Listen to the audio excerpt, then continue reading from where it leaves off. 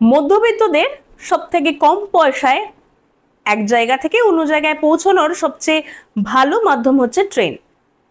তবে ব্যস্ত সময়ে ট্রেনের ভিড়ে একেবারে ঘেমে নিয়ে একাকার অবস্থা হয় নিত্যযাত্রীদের। তাই নিত্যযাত্রীদের কথা মাথায় রেখে পূর্ব রেল এক দুর্দান্ত উপহার দিতে চলেছে স্বাধীনতা দিবসের আগে। চালু হতে চলেছে এসি লোকাল ট্রেন।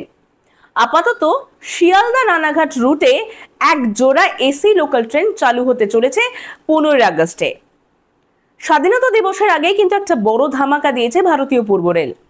ইতিমধ্যে এই ট্রেনের কিন্তু সময়সীমা ঘোষণা করে দিয়েছে ভারতীয় পূর্ব রেল। আপাতত বলা হচ্ছে যে ব্যস্ত সময়তেই এক জোড়া লোকাল ট্রেন চালানো হবে শিয়ালদা রানাঘাট রুটে। তো চলুন আজকের বীরভূম রাত বাংলার এই ভিডিওটিতে আপনাদের সঙ্গে শেয়ার করা যাক সেই সময়সীমা।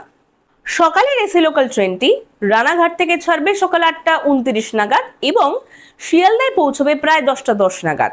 সন্ধ্যার এসি লোকাল ট্রেনটি ছাড়বে শিয়ালদা থেকে ঠিক 6:50-এ ছাড়া হবে এবং রানাঘাটে পৌঁছবে 8:32 নাগাদ।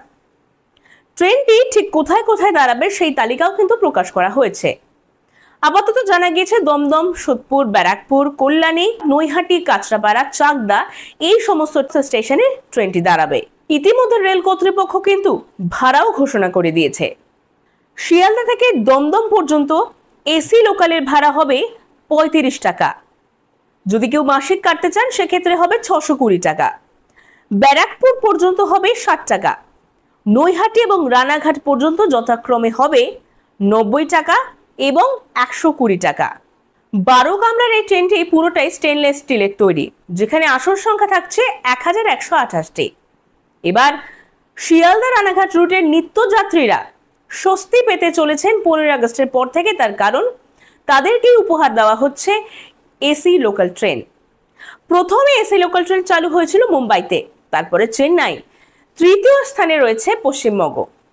তো স্বভাবতই এই এসি লোকাল ট্রেন পশ্চিমবঙ্গের ক্ষেত্রে বিশেষ গর্বের বিষয়। এরকম আরো নিত্য নতুন খবর জানতে অবশ্যই চোখ রাখতে হবে বীরভূম রাত বাংলায়। ভিডিওটি ভালো লাগলে লাইক করবেন এবং সকলের সঙ্গে শেয়ার করবেন।